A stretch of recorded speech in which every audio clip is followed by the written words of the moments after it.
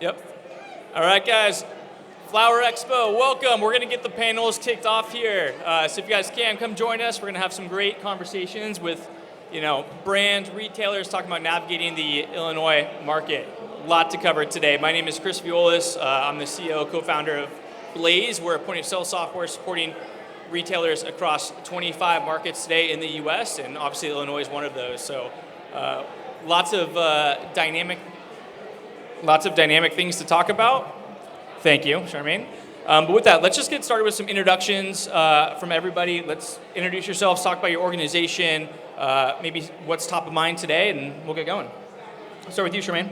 Hey guys, my name is Charmaine Chua. I'm the Senior Vice President of Sales at KANHA, also known as Sunderstorm. I got my cannabis career started about almost 6 years ago. Started out in California where I was the Senior Vice President of Sales for a brand called Steezy. And then I went over to PAX and then most recently Curaleaf. But now I'm with the amazing KANHA family. Awesome, love KANHA. What's going on, Flower Expo? My name is John Hirsch. I currently work with Socíale Dispensary in Park Ridge. I'm the purchasing manager, purchasing director, handle a few other things there. Been in the cannabis industry for almost 20 years. Illinois born and raised, but California is where I kind of got my feet wet out there. Started working with Harborside Health Center when they opened up, and started my buying career there, and then eventually transitioned to a few other dispensaries before opening my own delivery company. Had my own delivery company called Irie Care for about 8 years through the medical era into the legalized era, and then decided to transition back to Illinois. Super happy and excited to be here. Hi everybody, my name is Brittney, Youkhana. I'm the district manager for BLOC Dispensary, who is a social equity license. We help social equity licenses in Illinois, so we have BLOC dispensaries. I started back in 2020 with a larger MSO, and I learned all the functions of the retail space and did every position within the dispensary. And now I love where I'm at right now. So nice to meet you all. Thank you so much, Brittney. Thank you, John. Charmaine, thank you guys for being here. So obviously we got some retailers represented here. We also have the brand side represented. So much to get into. I think, if there's any, let's start off with like 3 takeaways I really want you guys to walk away with from this session. Illinois cannabis is dynamic, right? Things are constantly changing, new market pressures coming up from, neighboring states. We have technology changes happening. There's lots going on. So that's number 1. Number 2, community is cannabis, and cannabis is community, right? That's very big. We want to talk a lot about that today. And then third, retail relationships are really only successful when they've got good partnerships on the brand side. So we're going to dig in today about like what that really looks like and how brands can better support retailers, in particular on the buying side. So lots to get into. Let's start with just a quick state of the state. I want to start on the brand side. Charmaine, we'll kind of go down the road, but what's the state of the state today in Illinois for brands, specifically KANHA today? I mean, y'all just hit $2 billion record, right? Let's go. 2024, what's up, Illinois? I mean, so very, very exciting. What the math says that you guys are now the 3rd largest cannabis market in the United States. So all eyes on you guys. I mean, all the major brands. Flower Expo has decided also to come out to Illinois because of the size and the potential and the growth that they're seeing out of Illinois. So for us, it's really a big deal. Very, very proud to see that KANHA itself, KANHA has a bunch of gummies and vape in Illinois, and we are now the fastest growing brand in Illinois, and we're capturing a lot of that amazing spurt. And then we're also excited about the fact that we're seeing a lot of consumers also enter the space in Illinois, which is obviously great for our retail partners. Yeah, I'd also love to keep it positive and say that this market is definitely a great market to be in. I've been in the market for about 1.5 years after coming here from California, and I've seen so much growth and explosion and new brands coming in, and it's really refreshing to see. I've seen the quality of cannabis go up. I've seen a lot of craft licenses come on that are doing some really amazing work. I think I'd also like to say that I think the prices are coming down a little bit. So I think that's going to be healthy. I think we're going to be seeing a little bit of a compression coming. So, yeah, I'm pretty happy with how things are going so far. Awesome. Thanks, John. And Brittney, from your side at BLOC, what's kind of top of mind right now from a market perspective? What are you seeing?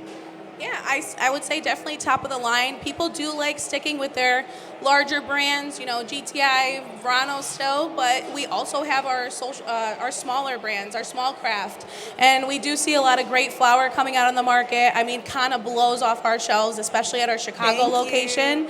So I love to see our market growing and seeing some brands that are in other states that are finally making it out here. Wild is a huge example out here. People that come from all over the country really get excited to go to these dispensaries, especially somewhere like BLOC, and be able to see all of our small craft grows and some of the stuff that they're used to as well. Yeah, I love, so a lot of positive sentiment, a lot of, I think, hope in 2025, a lot of growth we should see. Let's talk a little bit about challenges, because there's a lot of stuff evolving around Illinois. John, in our prep call, we were talking a little bit about Michigan and how that's, there's some differences at retail, right, when it comes to Michigan versus Illinois. Can you maybe highlight some of those and the impacts? Sure. Yeah, I think a lot of folks know in the room that Michigan has an overabundance of licenses and has a lot of different products on the market and a lot more options, which leads to better deals and more options. So some challenges that we face in Illinois is consumers going there to Michigan just an hour or two away to get products that we carry here for a cheaper price and easier access with less taxes. So, if we can somewhat eliminate some of the taxes or adjust some of the tax rates, especially on concentrates and on vape products, this 30% tax, I think we'd see a lot more consumers stay within our state rather than traveling out of state to get, better deals.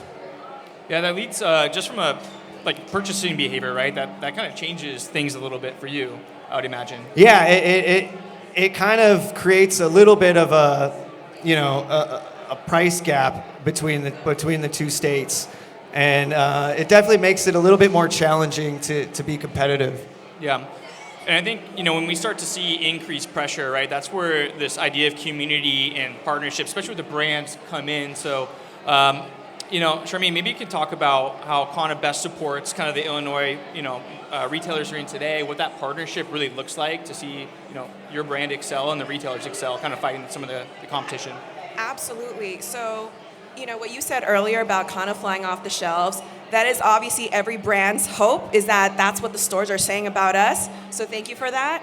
And it's because we work really, really hard to make sure that that actually happens. So for us at KANHA, what we really care about and prioritize is sell-through. We want to provide the adequate retail support that will allow for you guys to sell and execute so smoothly, so simply. And that means, sometimes when you're in the drawing room and you're coming up with crazy strategies and you're getting a little too smart for yourself, you got to take it down a little bit because you got a lot of people that have to execute that plan. And so for us at KANHA, we really, really prioritize giving the stores what they're asking for and doing so in a way where it can be done really simply. And, it's interesting about the dynamic you said, because it just is what it is. There are different ways, which, for example, for me, it's about prioritizing a lot of those accounts on the border markets that have to deal with these types of pressures and investing a little bit more in them so that they can fight the good fight, because it doesn't really benefit me either for them to go a state where I'm not actually in. And to bounce off what Charmaine was saying, they have one of the best vendor reps I've ever met, Tyler Peppergreen over there. Ooh, shout out. Shout out Tyler. I just want to say right now, he makes the effort to partner with us and do pop-ups at places you wouldn't expect. They go to LA Fitness, they educate our consumers about how cannabis can be such a positive thing, especially in the workout field. People like getting high and going to the gym. So someone like him who partners with us and doesn't make it only about their brand, they want to focus on us as a dispensary and being successful. That's what we really like to see in our market as well. That's huge, and I love seeing that. I think that really goes to the community side of cannabis, right? Not just, yes, of course, we have to do business, vendor side, but it's really getting out in the community. And I think, Brittney, it's a great transition for you. community is just so big to cannabis, both in Illinois, obviously outside of Illinois. Talk a little bit more about BLOC's journey there, kind of what that looks like on a continued basis. We'd love to hear that. Yeah, BLOC is really trying to get involved in our community. Like I said, we are an MSA. We help social equity license holders get a hold of their dreams, open their dispensaries, help them be successful. We go once a month. Our stores take time to volunteer, whether it's at food banks, local communities, just anything that we can do to give back, whether we do food drives or anything. But I know at our Avondale location, a few blocks away, we're going to be doing BLOC Market Days every first Saturday of the month. It's going to be a farmer's market in our outdoor area, and it's going to be all about our vendors in cannabis, local vendors that, maybe they can't afford to sell their goods that they make in another farmer's market in the city. It's a free pop-up, and we just really want to focus on giving back to the community because the community is what makes cannabis. Got it. And, getting back to the, trying to tie a community back to business, I mean, that really does turn the bottom line in terms of retention, especially, right? Giving a consumer a reason to come back, right? Outside of the product, of course, we want great product, but the experience, feeling comfortable, feeling like you're giving back and really sharing, I think is a huge part of your success. And a lot of retailers that I've seen kind of infusing the local community quite a bit into their strategy. Let's talk a little bit about technology. Obviously, that's kind of my field, but we've got a lot of changes coming up to the Illinois market. I'm sure as many have been tracking. I got an email this morning about Metric and what to expect coming up over the next, call it 3 to 4 months as this thing gets rolled out. Let's talk a little bit about technology and kind of change management. I'd love to hear that. Obviously, this is going to be a pretty decent change coming up for both the cultivators, the brands, the retailers. I mean, this is really a pretty monumental moment here. Brittney, we'd love to talk to you about change management. Kind of how do you handle changes like that coming down? How are you guys thinking about preparing for that? I think a lot of these folks would like to get some insight here. Yeah, like you said, Metric coming out to our market, I think it'll be a good thing. We all know in the retail space, BioTrack takes forever. Sometimes we'd be sitting at closing 30 minutes and it wouldn't even sync and it would fail. So I think it's definitely time for us to get this upgrade. BLOC as a dispensary, we're really lucky that we have locations in New Jersey that use Metric. So working together with our teams to kind of make sure we have the smoothest and most perfect transition will really help us. And anything that the vendors need, we're there to support them, whether it's some changes or, mistakes happening on deliveries, we're very understanding. So we're excited to see something new in our market. Yeah, John? Yeah, I'm pretty excited for Metric personally as well. I worked with it in California, and I think it's a great system.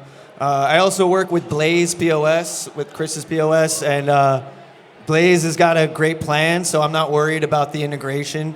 More worried maybe about the state. But yeah, I'm excited for Metric. I think it's going to be great. Yeah, so not only do we have to deal with 420 coming up, hopefully we're going to have one of the best 420s. I wish you guys the best.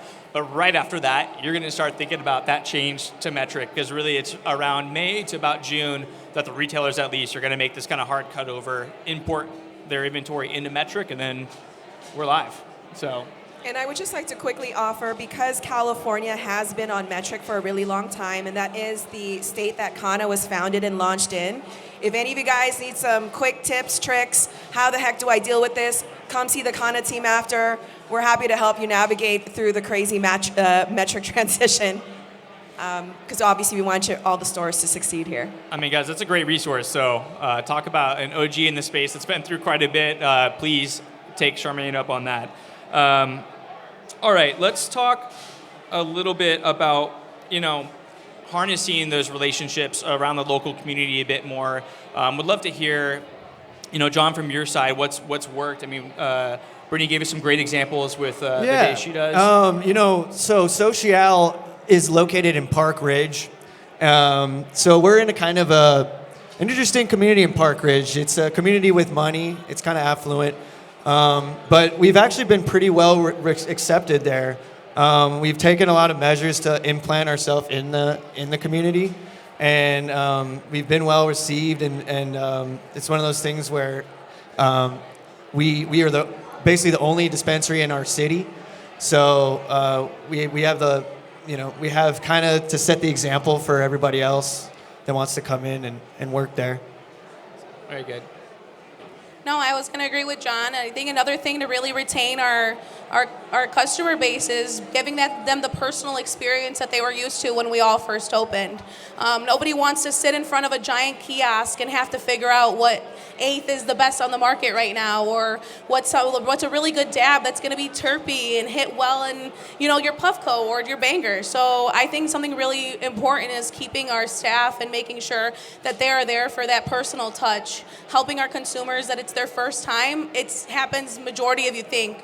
Half our customer base is new, so I think that really helps retain everybody. That's massive, and Charmaine, I'm going to come to you in a minute talking about the shifting types in consumers that you're seeing, but the kiosk, in the very first dispensary I went to was, I think, Ascend Wellness back in, maybe 3 years ago in Illinois, and I was just shocked because I had never seen anything like that before. And I'm a technologist, I love tech, but it was just so, as someone that was new to the Illinois market, didn't really know the brands at that point, it was hard to connect. I was just kind of like in a room by myself with kiosks, and not the best experience. I think those that can really blend together kind of a good digital experience, of course, that's good, but also that nice personal touch, that bud tender touch, like they're so underrated, and it's so important to AOV and retention and so many other things. But Charmaine, you mentioned earlier at the start that kind of the consumer shifting a little bit. We're adding new consumers here in Illinois. What are you seeing from a brand perspective out here? Any shifts that are notable or we're talking about? Let's see. Well, obviously, flower and vape remain king, with gummies coming up strong as a third. Admittedly, I tend to focus on those three personally myself. Sure. But I think in terms of trends, what you are seeing is a growing trend towards more premium products. You see a growing trend actually to even solventless products. Sure. Because people that are in the space and really like their goodies want for lack of a better word, a cleaner experience.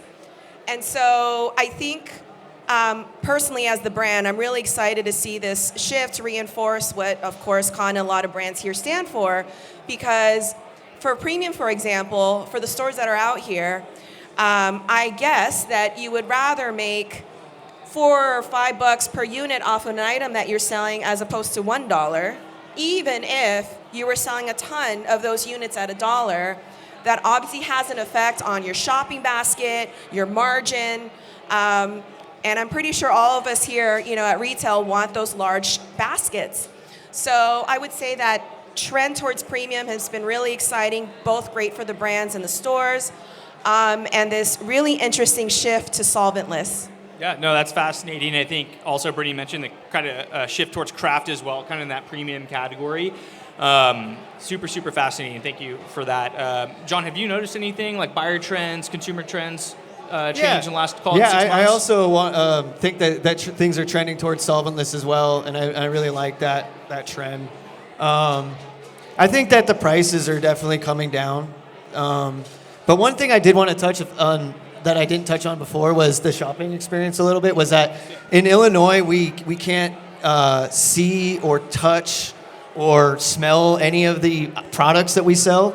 So one of the things that I feel like, hampers us is that we can't do that. So really having trained bud tenders and having that is super important.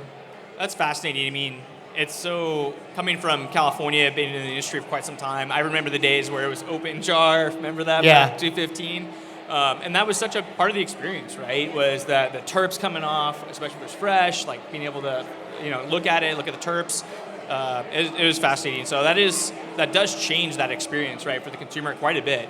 And so as far as bud tender training and education, right, I want to tie this back to the brands a little bit. What has been working for you guys? How do your bud tenders go on the floor and feel confident in what they're recommending?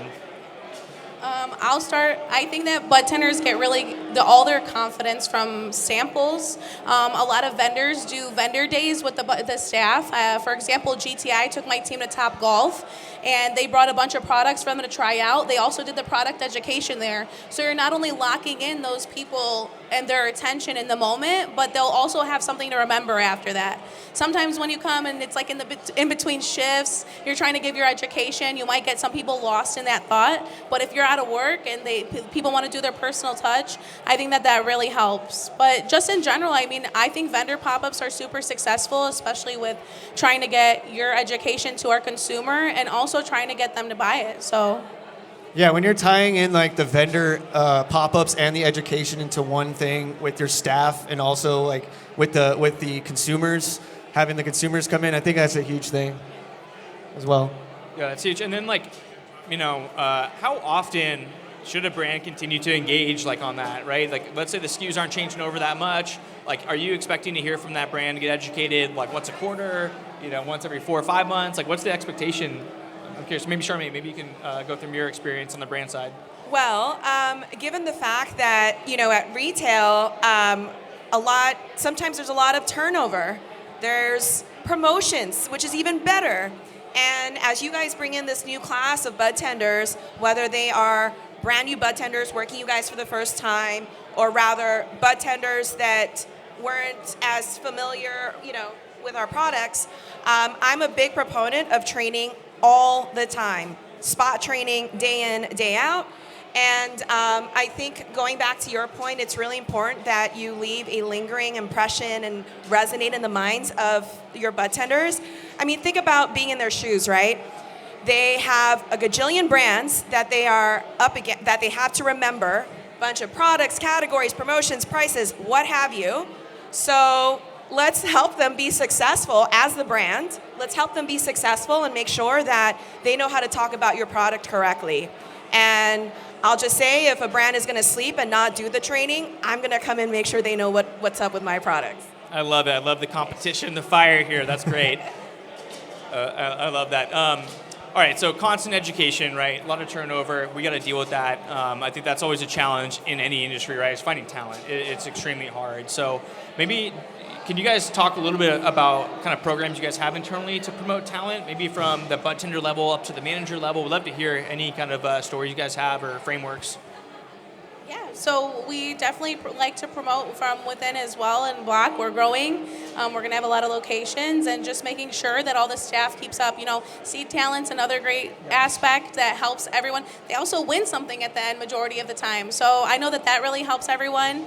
And just getting on the same basis, using your managers. All of our management team is really successful at helping their teams. Even if you don't try something, maybe you don't dab or something like that, maybe your GM will dab. So that kind of gives you the insight on what you need to do to give to your customers. That's really interesting. I'm going to spot check some numbers here. John, what do you think your average carry on SKU count is? Do you guys have a number you guys average float around? How many SKUs do you guys usually have available at any given time? At a given time? Yeah, just curious. Like what I have on the menu right now? Yeah, what do you have on the Everything menu? Like 900? Yeah. 900 something? 995? That would be really hard to be an expert in all of those categories, let alone all those brands and products. That is crazy. And by the way, that does jive with the numbers we see, generally speaking. Brittney, I'm curious, what do you guys float around? Our Metropolis location, because we're located right on the border of Kentucky, we tend to go very heavy with our vendors. I have about 1,700 SKUs there. So but they fly. So just for my staff to be able to be educated with not only the vendors, with their resources and being all the way down south, I'm really proud of the way that they're handling things. Yeah, that is a lot. That's a lot to manage. The assortment on that, continuous assortment is counting it every day. I'm like, yes, they really have a hard time. So. Let's go audits. Man, there's so much good knowledge here. I'd say we've talked a lot about the challenges. Let's talk about something you guys are really looking forward to in 2025 and beyond for Illinois. Let's just go down the row. Charmaine, maybe start with you and start to wrap this up. I think, again, I would take it back to the fact that Illinois is now the third, or not even now, has been the third largest cannabis market in the United States. Seeing you guys explode the way that you have, the growing amount of consumers that are coming to the space, more licenses coming through. Very excited about where this market's going to go. Again, because I started my career in California, I'm actually really looking forward to Illinois doing it bigger and better and maybe avoiding some of the mistakes that California made. including with some of the hiccups with metric. So Yes, again, please. let's not go down that path. I'm also excited personally, selfish plug here, that as KANHA continues to really explode in the state of Illinois, again, fastest growing brand out here, all of the new stuff that we are going to be coming out with this year, I think the stores are going to be super, super surprised. Rest assured, you guys will be getting top-notch bartender training and amazing retail support. But I would say that excites me the most, and the fact that I think Illinois is going to really take it to, I wouldn't be surprised if they went number 2 eventually. Yeah, I think with more retail licenses coming online, I mean, it's ripe. So we're super excited here at Blaze as well. And great recap. John, what are you excited about? I'm excited for more craft flower, more solventless, more small brands to come onto the market. There's been so many good ones that have come on this year. Shout out IC Collective, Redemption Botanicals, Connect Wellness, Nez. Yeah. You know, so many craft cultivators putting actual good weed out in this state.